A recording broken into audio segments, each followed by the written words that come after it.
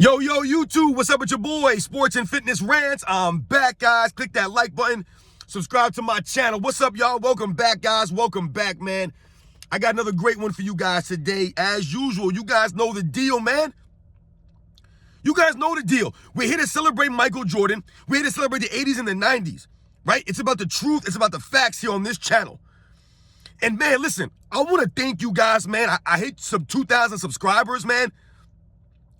Wow, guys. Wow, man. That's all I can say, man. Very humbling. Thank you, man, to all you guys all across the world. I see you guys, man. I see everybody. I look at my analytics. I see you people watching my videos. So shout out to worldwide. Shout out to all you guys, man. I appreciate your support, man. And the comments you guys leave, it means a lot to me, man. I'm a nobody channel, guys. So for you guys to understand what I'm doing here, for you guys to spread the love, for you guys to spread the knowledge, that's what's all about here. Much respect to you guys, man. Thank you. And in this video, we're going to speak about Michael Jordan's lack of competition. And I've done videos on this similar stuff. I've touched on this in the past, but I want to come at it at a different angle like I do. Right? Michael Jordan and his weak competition, right? They love to talk about that. And we're going to speak about it in this video. And you guys know the deal, man. Turn that volume all the way up. Hit that play button. Listen to my voice. Listen to the information, guys. These videos are for educational purposes. And let's roll. Get some water here. Excuse me, guys. Here's some water there, man. My voice. So, yes, guys. If you're a Michael Jordan fan, if you're a fan of the NBA, then you no doubtedly have heard many times over the last several years that Michael Jordan's era was weak, his competition was weak, right? And we understand, the fans that say these things, these new age fans, they have no respect for past eras. They don't know the history of the NBA. They don't do their homework. They don't do their research. And it's not just these young kids out here. You have guys who played professionally, right, that have podcasts, guys like Gilbert Arenas and J.J. Redick's. These guys who played professionally, you would think that they would know better, but they don't know the history of the NBA. They don't do their homework. Just because you played professionally does not mean that you understand the history of the NBA, guys. It does not. All right? I never played in the NBA, and I know more than Gilbert Arenas, apparently. It's evident. We have the video footage of him saying nonsense, right? Guys like J.J. Redick disrespecting guys like Bob Cousy and Jerry West and guys like this. They don't do their homework. He doesn't understand the history of the league. So when it relates to Michael Jordan in the 80s and the 90s and some of the things that you'll hear these guys say, right? They try to lower Michael Jordan's era, right? To make it seem like he didn't dominate anybody. When we were all growing up, that's what we marveled at. We marveled at Michael Jordan, and so did the other media members. The guys in the newspapers, the guys that talked about sports, right? The ex-coaches, they would talk about how Michael Jordan was able to dominate an entire era of legends, of all-time greats, how he kept other greats from winning championships while he was there. Now, all these years later, it's amounted to, well, those guys weren't that good. That's why he was dominating them. But at the same time, they'll lift Scottie Pippen up to be this all-time great. But everybody else in that era wasn't that great. You see the hypocrisy there? Right? That makes no sense. How can Scottie Pippen be this great, but Karl Malone and all these other guys who are way better than Scottie Pippen, they weren't that great, right? Michael Jordan faced no competition, right? It makes no sense. So what I want to talk about here in this video as it relates to that, that notion that, Michael Jordan played against weaker competition, right? I want to speak to about the competition side of that, right? Because that's something that we can't quantify. That's something you cannot measure, is the heart of these guys in the 80s, in the 90s. You can't measure that stuff. There's no stat sheet out there. There's no box score for you to look at. You can't go to Google and ask them about the heart inside of a John Stockton, right? You can ask them about the grit inside of a guy like a Patrick Ewing, right? Or the resilience of a guy like a Reggie Miller. You can't measure that stuff. You can't measure the hunger of the New York Knicks in the early 90s. You can't measure the hunger of the Utah Jazz in the late 90s, or the Indiana Pacers of the late 90s, or the Cleveland Cavaliers of the early 90s. You can't measure the heart of these teams, right? Of Clyde Drexler and Terry Porter and Jerome Kersey and Kevin Duckworth and Buck Williams and Danny Ainge. You can't measure the heart of these guys. You can't measure the hunger of a Charles Barkley and a Kevin Johnson, a Dan Marley, a Jeff Hornacek, a Tom Chambers. You can't measure their hunger, right? You can't measure the intensity, the grit, the toughness, the mind trash-talking games of a Seattle Supersonics team led by a Gary Payton and a Sean Kemp, coached by a George Karl, with Detlef Schrempf and Hersey Hawkins and Sam Perkins, right? You can't measure that. So when people talk about Michael Jordan played against no competition, there's no evidence of that. What do they use to try to say these things? They try to point to numbers.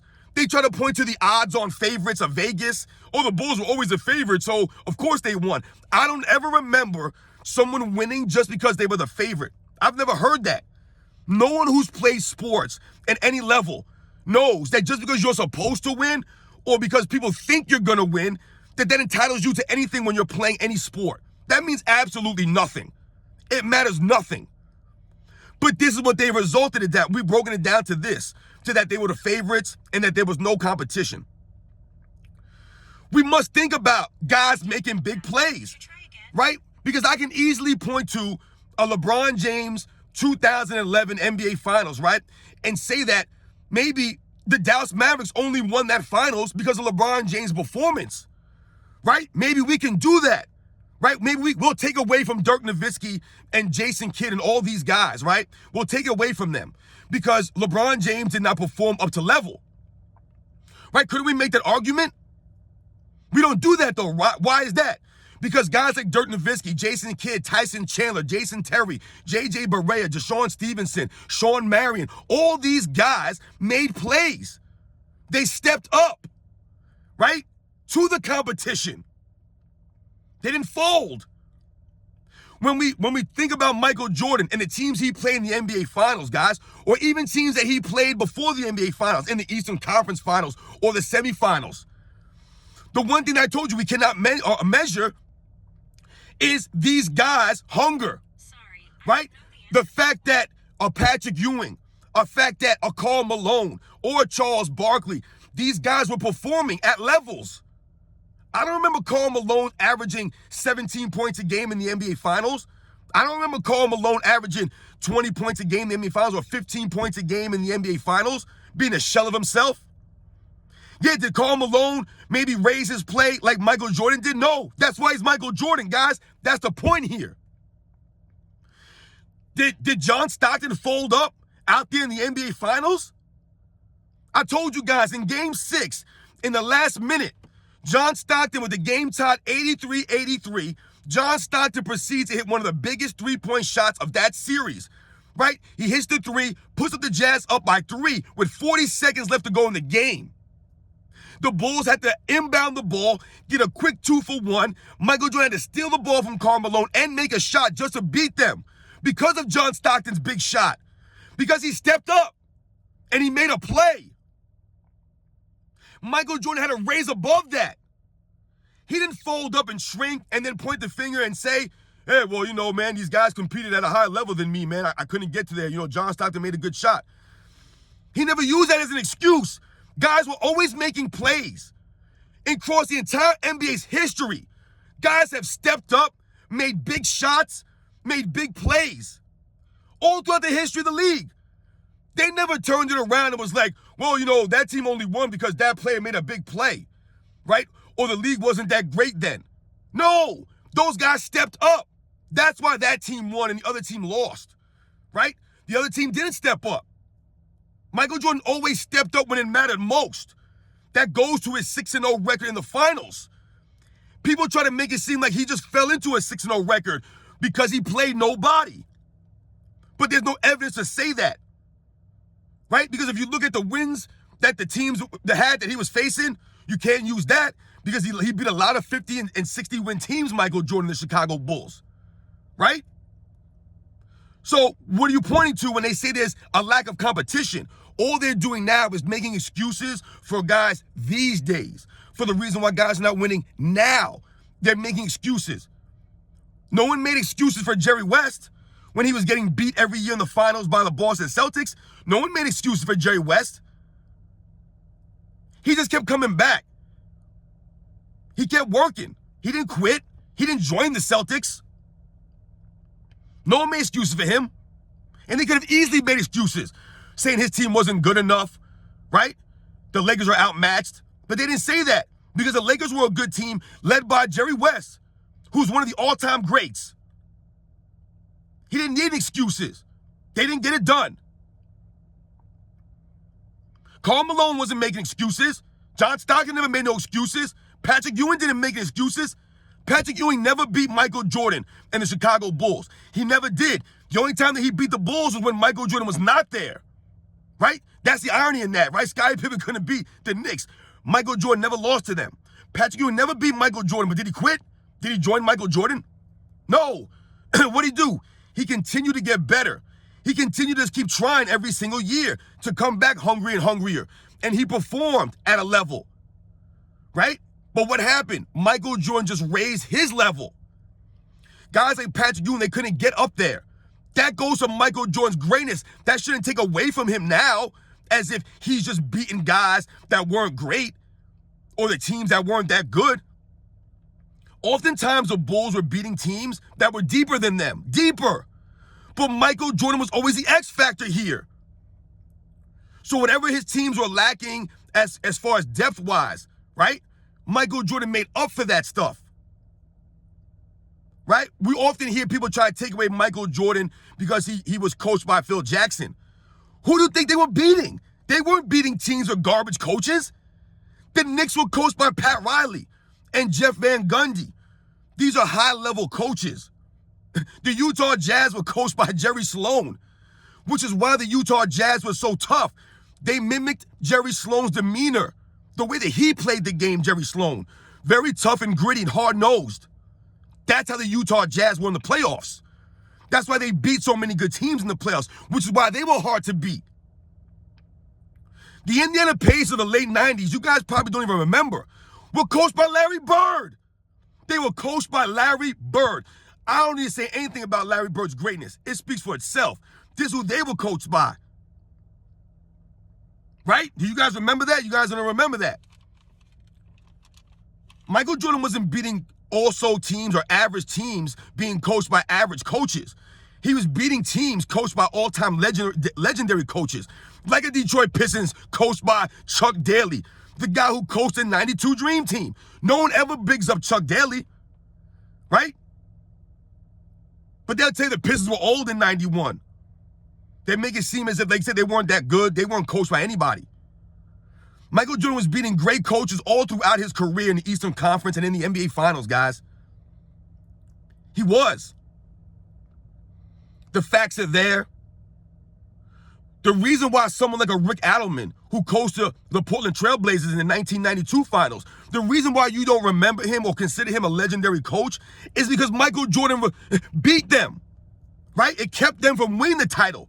Because we must also remember that Rick Adelman was also the coach of those 2000 Sacramento Kings teams in the early 2000s that would push those Lakers teams, right? That was probably their stiffest competition in the early 2000s.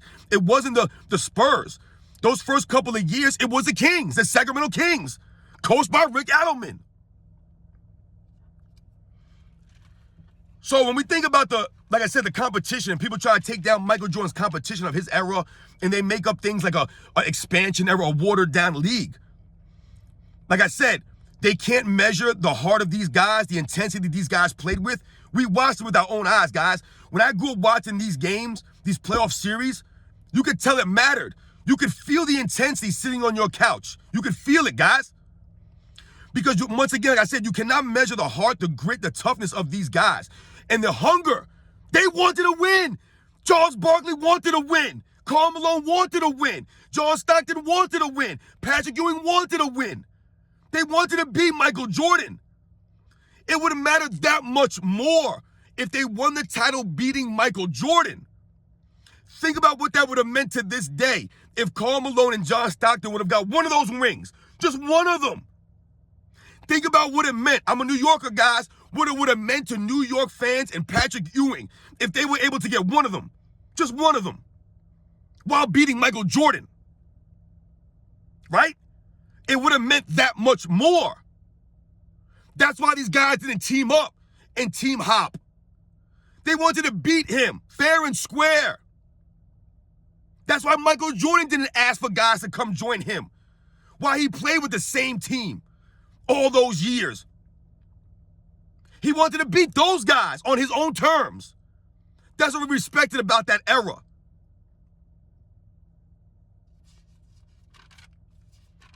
You guys know the deal here, man. You guys know the deal, man. These guys stepped up and made big plays. Michael Jordan had to overcome guys like Clyde Drexler making plays, right? Michael Jordan had to overcome guys like Karl Malone and John Stockton making plays, and Gary Payton and Shawn Kemp, right? Patrick Ewing and the New York Knicks, Charles Oakley, all these guys making plays. John Starks. The Indiana Pacers, Reggie Miller, and Mark Jackson, and Chris Mullin, Rick Smits, Derek McKee, the Davis boys. All these guys, they're making plays out there. Man, they were hungry. You cannot measure the hunger of these guys. There's nobody hungry on LeBron James' watch. No one's hungry on this watch because they're all eating. They're all eating. Nobody was eating in the 90s. These guys were hungry. Shout out to Michael Jordan. Shout out to all those guys in the 80s and the 90s that we grew up watching, guys. Right? The hustle they played with, the intensity they played with. They played for the love of the game. They showed up for the fans. They were there, man. They played through injuries. They played through sicknesses. That's why we respect these guys. It wasn't just about them, oh, this guy didn't win a championship, so he's not that great. Why didn't they win a championship? Because they kept their integrity, right? They didn't hop around and team up to beat Michael Jordan. They lost to the greatest player of all time. And that's why we respect these men. There's no shame in Patrick Ewing losing to Michael Jordan. There's no shame in Karl Malone and John Stockton, or Gary Payton and Shawn Kemp losing, or Clyde Drexler losing in 92, or Michael Jordan beating Magic Johnson in 91. There's no shame in that. Now all of a sudden these guys should feel upset or shamed that they lost. Get you guys on the next one, man.